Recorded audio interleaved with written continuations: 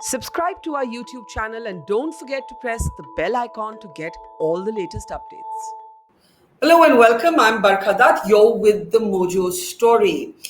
Every generation has clashes with the one that follows it and the one that comes before. But perhaps the most talked about, in focus, written about, and widely debated generation is the one that we call millennials.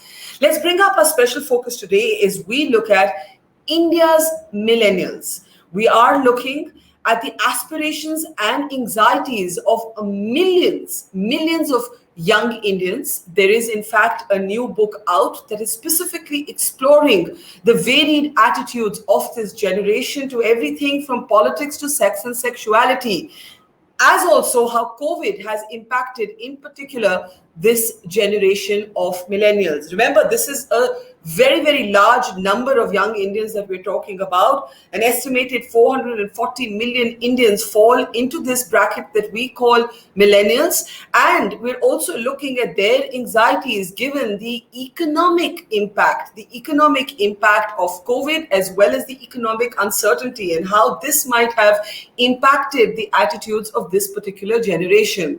Let's speak now to a young author, Vivan Marwaha, who has been spending many years looking at the attitudes of millennials. He is out with a new book now, What Millennials Want, that eternal question to which only the very brave would hazard an answer. Vivan has made that attempt and he joins us now. Vivan, welcome to the Mojo Story. And I'm really intrigued to discover what you may have found out in the process of writing this book, because I know that you've spent a considerable time studying what this generation wants. Is it liberal? Is it conservative? How free is it really?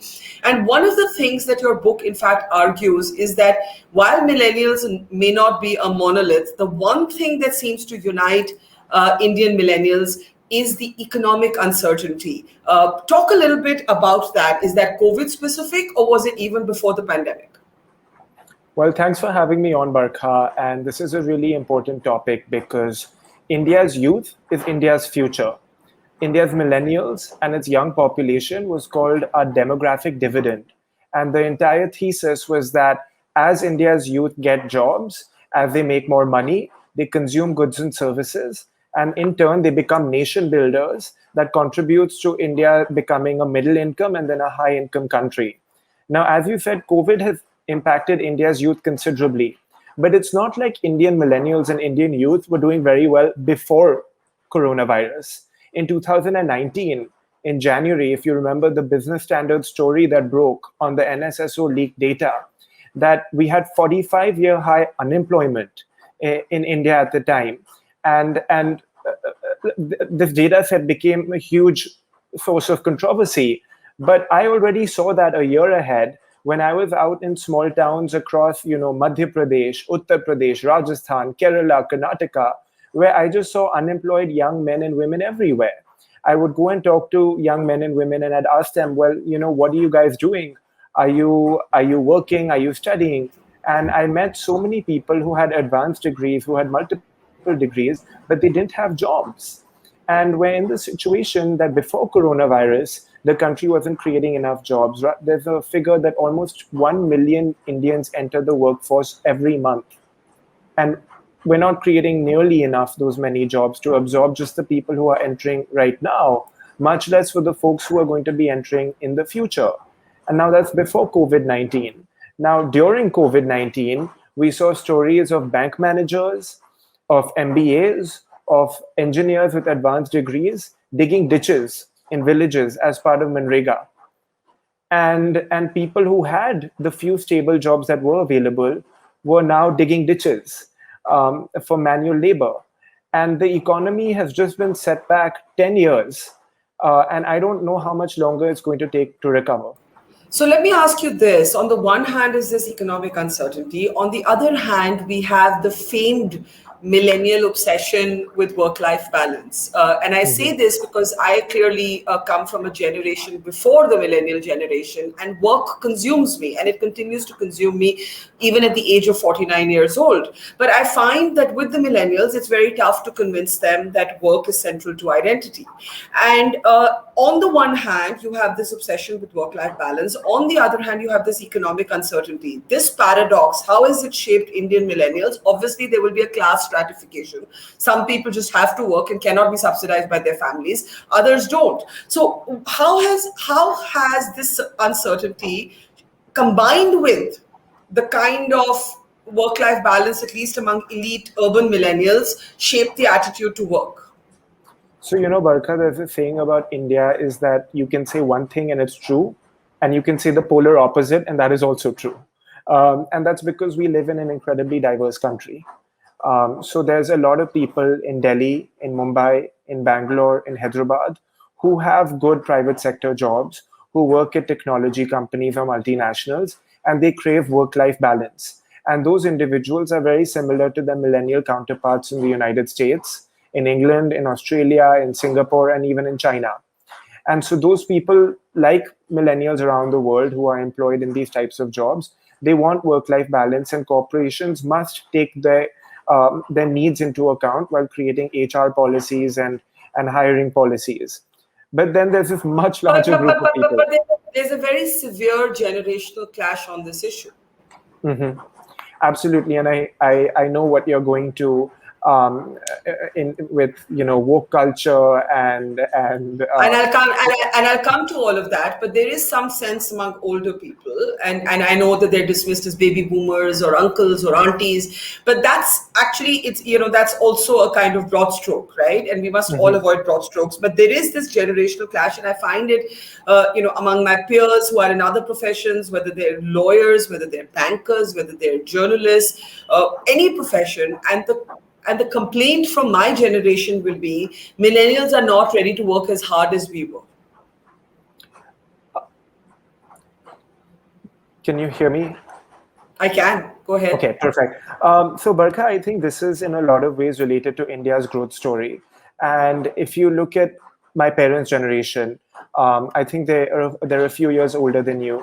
In a lot of ways, they had to work for everything they had. And my parents often tell me we had to take DTC buses and we had to do all of these things that you children don't have to do.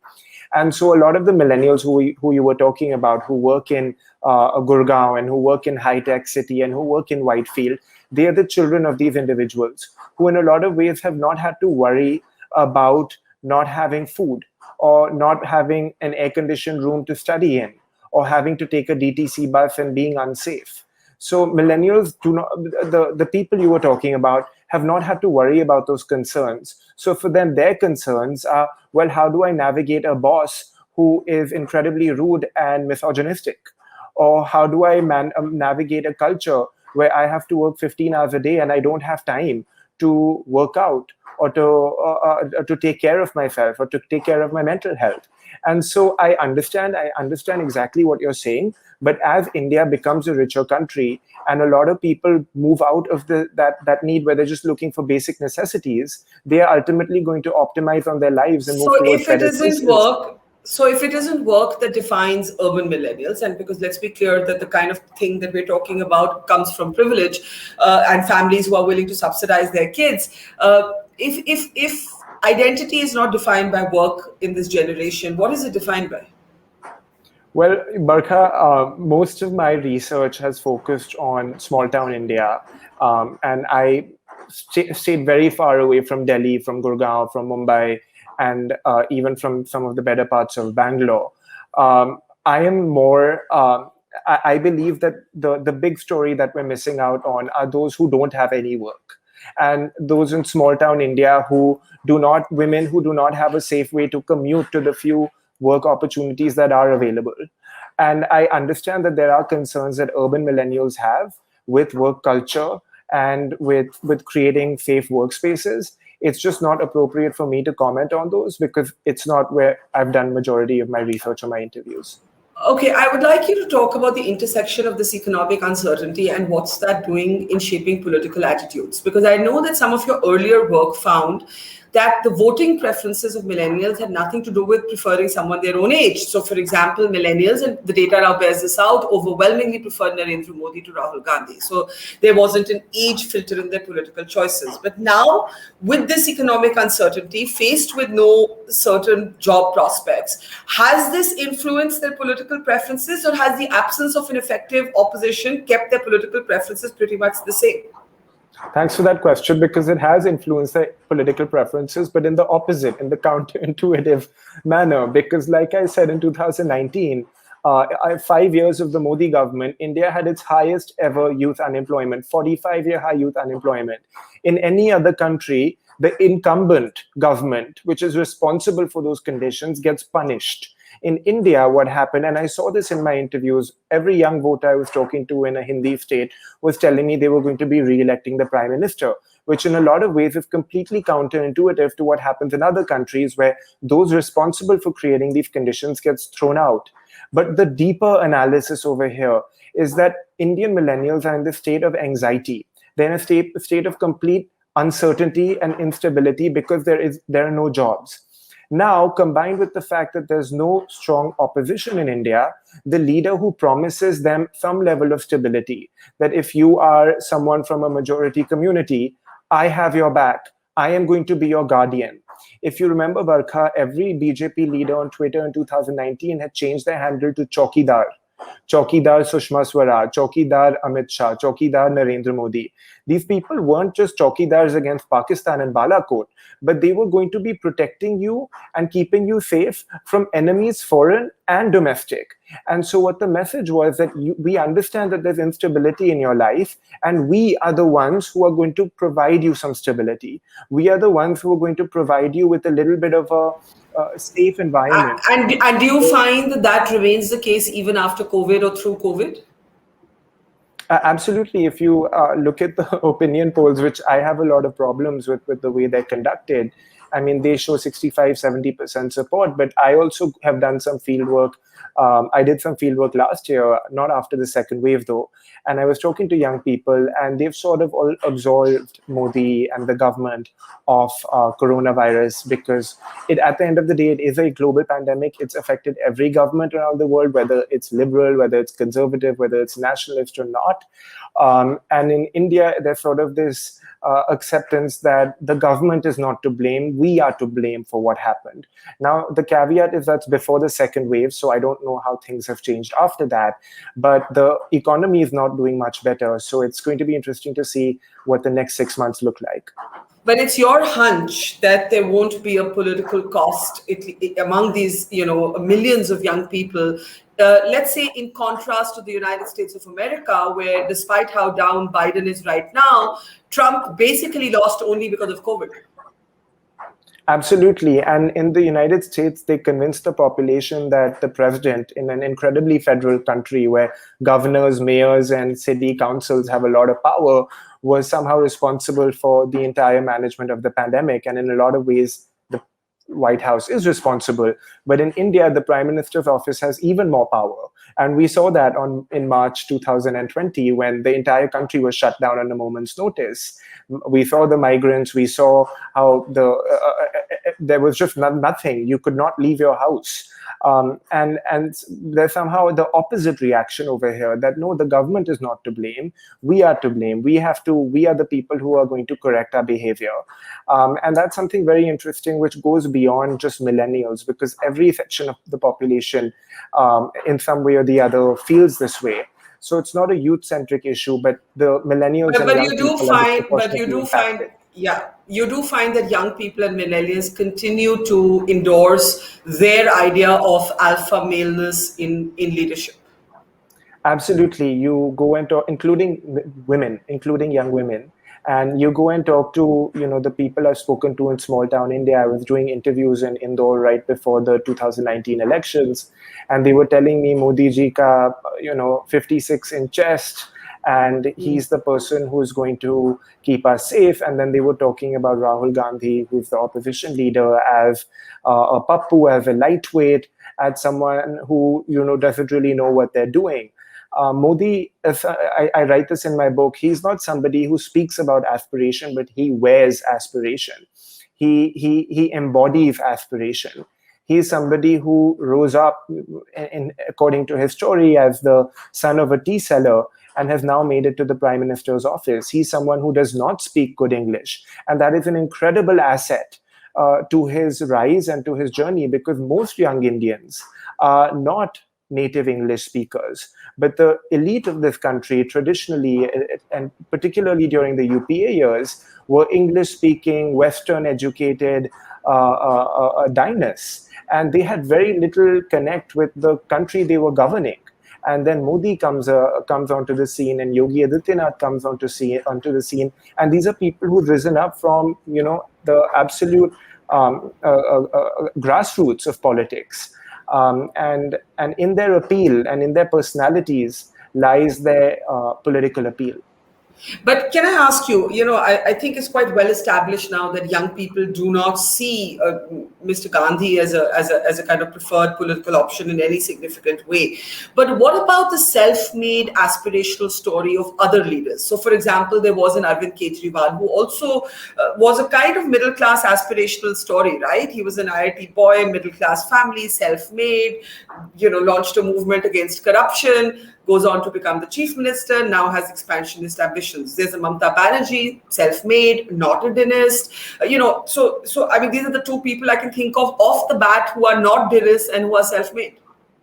Yeah, absolutely. And I think they are I was in Bengal during the elections, and I did a little bit of interviews and surveying, and Mamta Banerjee was beloved by the people over there. And I couldn't understand any of the analysis coming out of some of the Delhi news channels and the Delhi magazines that were predicting a BJP government, because everyone I was talking to was very favorable towards Mamta Banerjee. And I think if you look at the three leaders you mentioned, their appeal is all the same, that they have risen up from middle class or humble origins, and that they speak the language of the people. Arvind Kejriwal is a street fighter. He came up from the streets. Mamta Banerjee came up from the streets against the communist government. In 1990, 1991, she was beaten on the head by the communist government. These are people who understand street level politics. And so and some of them are in the Congress. Bhupesh Baghel in Chhattisgarh is also someone who came up from the absolute grassroots. And so I think the thesis over here is not that it's just about Modi or it's just about the BJP, but it's about these leaders who come up organically as opposed to people who are imposed from the top. Your book, and you have said that India's millennials are caught in a way between anxiety and aspiration, and it is an anxious time. It's an anxious time for them. What explains then that that they do not hold the present government responsible for that economic insecurity that they feel gripped by, or that their aspirations feel curtailed by? What explains that Prime Minister Modi is virtually a Teflon Prime Minister? Before I answer your question, I do want to talk about the aspiration, because I wasn't given an opportunity to do so. And this aspirational quality is incredible, and you see it in every city and town you go to. There's a promise of modernity, a promise of leveling playing fields, of dissolving gender barriers and creating opportunity where you earlier just had dead ends. And there's a sense that there's no longer any limits that are standing in this generation's way, that they haven't evaporated, but there's still an incredible promise of opportunity. Now, in a lot of ways, that promise still exists, which is why we don't always see the Prime Minister held accountable. There's this sense that if not today, tomorrow, maybe my life can get better. And I think that's the silver lining in the research that I've done and in the people I've spoken to, that even though conditions might be really bad today, tomorrow might be better. I might be able to create a better life for my child than I have for myself. And so I'm willing to give this person another chance, because I know that tomorrow I might have a better life for myself. So I think the silver lining is that while economic conditions might not be good today, and they're not good at all, employment is non-existent in many parts of this country, is that there is a hope that tomorrow would be better than today. and that the person who can deliver those opportunities is the person who's in power right now. And then there's also the And so, entire web. why is the person who's in power not held to be at fault for the economic uncertainty? Is a very interesting political question to answer. Because we live in and there's a great book on this that's come out from another author. We live in an age where there's always doubt being sown about reality and about facts and about information. That, oh, you might have this problem today, but look at the fact that the New York Times called Taliban stalwarts while they call the BJP extremists. Hey, that's more important than the problem you have today. Or the fact that the Taliban is in government right now in Afghanistan, that is more important than the fact that you don't have a bathroom in your village today, or that you lost a job 2 years ago and that job has never come back. It's because we live in the age of smartphones and cheap data, where there's this deluge of information, and it's goes by drip, drip, drip, drip, drip. That every day there's a new story to distract people from what's actually going on in their lives, and it's working. This doesn't. It's not just working in India. It works around the world. We've seen this in Brazil. We've seen this in the Philippines. That misinformation is literally causing people, and in the United States with vaccines, is causing people to really just completely abandon all sense of So knowledge. I get what you're saying, but then the question would be what makes millennials angry? Because the last time I saw young people take to the streets, it was not millennials, it was the Gen Z generation. And I'm talking, of course, about the protests against the citizenship legislation, which was essentially led by young people who were probably college going, between the age of 18 and early 20s, and not the 30 somethings. You did not see the 30 somethings who would be the sort of the classic millennials out on the streets. In that case, my question to you would be, what would bring millennials out on the street? What would make millennials angry? To be honest with you, Barkha, I will say I don't know, because I've spoken to people who haven't had jobs for years, and people who've tried to take the UPSC multiple times and have failed, people who have not good lives, and they are not the type of people who are coming out onto the streets and protesting. And when you go out and you look at the price of fuel, which is so high right now, you look at the fact that most young people cannot buy their own homes, they cannot buy their own cars. If they have cars, they can't fill them up at the gas station. And if that is not causing people to come out, I don't know what will. Because these are kitchen table issues. They affect everyone in society, and with the price of living increasing disproportionately with the rise in wages in this country, if that hasn't caused people to come out onto the streets, I really don't know what will. And is that because millennials are somewhat detached from the larger politics around them? Or is it because it's the failure of the opposition? Millennials are not detached from the larger political arena. It's just that they've disconnected economic outcomes from politics. That nobody expects the prime minister or the chief minister to actually create jobs, but they expect their MLA or their councillor or their panchayat to install the streetlights so millennial women can walk home safely. Or they expect their local MLA or his strong man to get a job at a warehouse for the farmer who committed suicide, his kids. So they expect these types of favors and smaller infrastructure projects that affect people's lives very greatly. They expect those to be delivered, but not macroeconomic progress like employment growth or GDP growth, So because who do jobs they have, expect? Who do they expect that from? they expect that from their MLAs and their panchayat. No, the jobs. The jobs. The MLA can't provide the jobs. One thing that I write in my book is that in a large part of India, formal jobs are not a construct. So if you go to a town like Jabalpur, which is an urban, it used to be an industrial town, majority of the young, and you talk to majority of the young people over there, they'll say, oh, we don't have a job right now, but in 2 months, we're going to have to go back to the farm and help our family out with harvesting or with sowing. And when you have a situation like that, how is someone going to have a full-time job? Because you need to go back and help your family on the farm. So this construct or this idea of a formal job does not actually exist in many parts of India. So even people who deliver those jobs are not actually rewarded, because in a lot of cases they're still required on the farms, and they won't even be able to take those jobs. It's a completely fascinating thing, and actually all good news for the ruling BJP, because the mud just doesn't seem to stick, even when there are empirical examples of mismanagement of COVID or the economy, as we've seen it, especially in the second wave. I've got a couple of minutes left. I have to ask you this. Millennials, in the cliche goes, are more conservative than our generation, more socially conservative, less rebellious. Does your research bear that out, especially when it comes to sex, marriage, maybe not sexuality so much, because some of the fights in terms of having a more accepting attitude to people's private choices on sexuality, those battles have already been fought and won to some degree. But when it comes to sex, marriage, other kinds of social conformism, what do you find? Absolutely. I definitely find that millennials are more conservative than previous generations. And I think this is interesting also because we live in the 21st century where everyone is connected to each other with a smartphone and with Netflix and YouTube. 8 out of 10, more than 8 out of 10 married millennials today have had an arranged marriage. And almost 96% of those have happened within the caste group or within the community they're from. And this is 2016 data. This is not 1956 or 1996 data. This is 2016 data. Even if you go to many parts of the country and you see a group of young people and you ask them the community groups they come from, it's almost always homogenous. It's almost always from the same group of people. This doesn't necessarily imply social conservatism, but it does imply that in a lot of ways things haven't changed.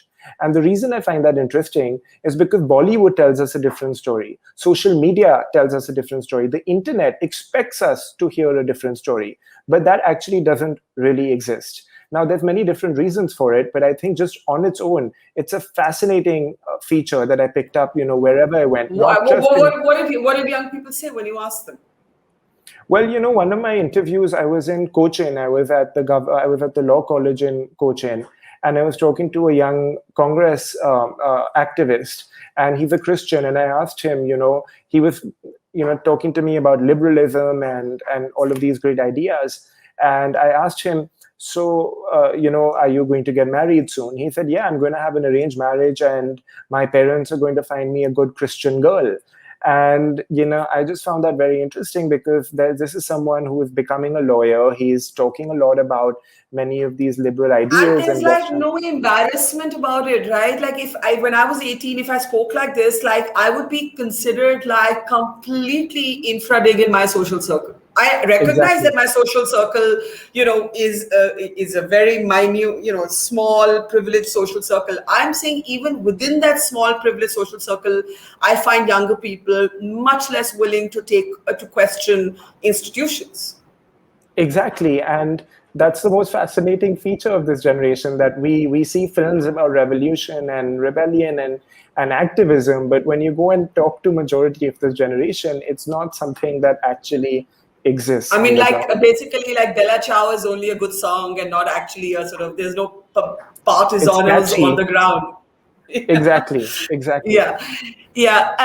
That of course brings us in the end to this entire cancel culture that is debated, right? And the sort of what Richa Chadha, the actor, had a very interesting phrase for it. She said, "Why doesn't someone call out woke fundamentalism? Because that is as fundamentalist a way of thinking as any other kind of extremism." What have you picked up on this, or is this again too urban centric, too privileged an issue to really matter to millions of young Indians? No, I actually think this is an issue that does matter, but I view it from a completely different lens. That it is actually not the left in India that is canceling people, and it is not the left in India that is woke. It's the right. Woke culture is a term that came up in the United States, and if you look at a lot of the people who get cancelled over there, they're critics of the left. In the United States, there's a theory right now, it's called critical race theory, that America's institutions are fundamentally racist and we need to rewrite history from a new lens. Now, if you look at that, that's actually been happening in India. History has been rewritten in India, but not from the left, but from the right. We are being taught that many history is being interpreted from a completely new lens, like it is in the United States. And the people in India who are losing their jobs and who are being cancelled are those who do not subscribe to the narratives of the values of the right or the ruling government. But on Twitter, you recently shared an example. I can't remember the exact company, which was the subject of a smear campaign I think the company was run by Muslims, or I don't remember the Yes, exact. fresh foods. Fresh Fresh foods. Foods, ID Fresh. Now, this is a Yes. classic example of cancel culture. But who is doing it? It's not the left that's Yeah. doing it, it's the right. But is that And cancel culture, or is that's like, to me, like a kind of mob violence, sometimes virtual, sometimes actual, right? And when I think of cancel culture, I think of, let's say, what happened with J.K. Rowling and the trans community, what's happening with Enid Blyton, what's happening with, with Richa Chadha, because she had, admittedly, a very, very insensitive poster for one of her films where she's playing someone modeled on Mayawati, and they show her holding a broom in her hand. Yes, it was insensitive. Yes, people had the right to oppose it. But then she was just trolled in exactly the same language as the right wing would use. So, do you really find that it's the right cancelling the left, or do you see, signs of it on both sides of the trenches? it might exist in smaller episodes on the left. I'm not familiar with the Richa Chadha example, to be honest with you. So it might exist on smaller episodes on the left. But a vast majority, and I say in terms of quantum, much more than what you even see in the United States or England or Europe, is being done by the right in India. And there's countless, and yes, mob violence exists, but even cancel culture exists. There's countless people who we don't hear from anymore because the government, I Yeah. mean, News Laundry Yeah. was raided yesterday. Yeah. If many people had the institutional support behind their cancel culture, they would also raid the offices of their critics. But News Laundry and News Click were raided yesterday. That is cancel culture, because you don't Yeah. like what they're saying. That is cancel culture. So that's interesting. You actually feel in India the trend is reversed to what it is in many Western countries. I do have to close. I have to ask you one last question. In your survey and in the writing of this book, what was that one assumption that you made about millennials that you found was wrong, that you were It's surprised by? it's sort of what we had spoken about, that you're going to have this generation that wants private sector jobs, that is pursuing love, that has many of these values that we saw on Bollywood or that we saw on social media. And when I went out in the field and I started talking to young people, everyone is like, hame to sarkari naukri chahiye, we want a government job. I'm of course going to have an arranged marriage. And so for me, what surprised me was how much similar things were to 20 years ago, or 3 decades ago, and that millennials are actually not all that different from previous generations. But what is different is the fact that there is aspiration, there is anxiety that did not exist earlier, but life in many ways is very similar to what we saw earlier. Fascinating, though. Of course, some people of the previous generation would argue that we fought a lot more, we were a lot more rebellious and a lot more romantic at the same time. But I Absolutely. guess every generation says that about themselves.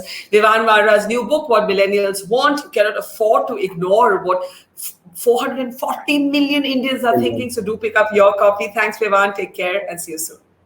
Thank you, Barkha. Thanks for having me. It's great to see you here. Thank you for watching our work. If you haven't subscribed yet, don't forget to click the bell icon and subscribe to Mojo Story and support independent, robust journalism.